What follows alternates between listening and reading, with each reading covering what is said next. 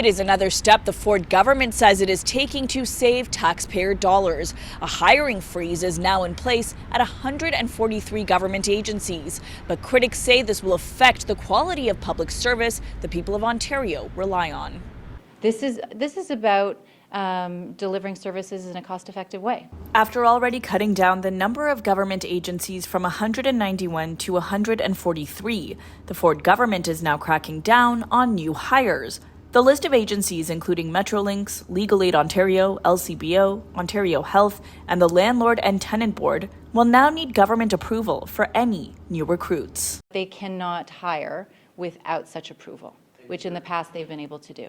The government says the freeze comes in response to significant growth in the size of these provincial agencies, which has led to financial pressures. The hypocrisy is pretty astounding. This is coming from a government where the Premier's office doubled the size of its staff in the last 6 or 7 years and significantly increased the cost of that staff in that office. The sad part is they didn't actually tell us how much they think they'll save from this.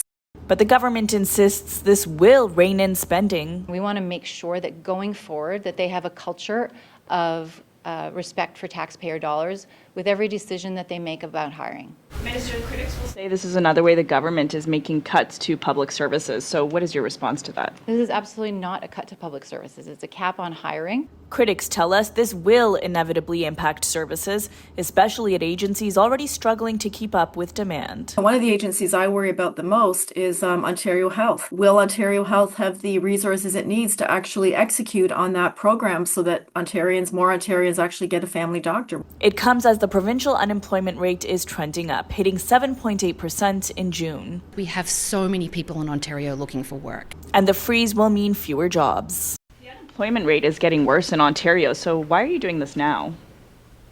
We have over 100,000 people who work for the Ontario government within these agencies and the OPS. What we really need right now in Ontario, with 800,000 people looking for work, is the government to invest in the right kind of services and sectors so we can keep people employed and create good jobs. There are certain exceptions. The government says frontline and business-critical positions will not be affected.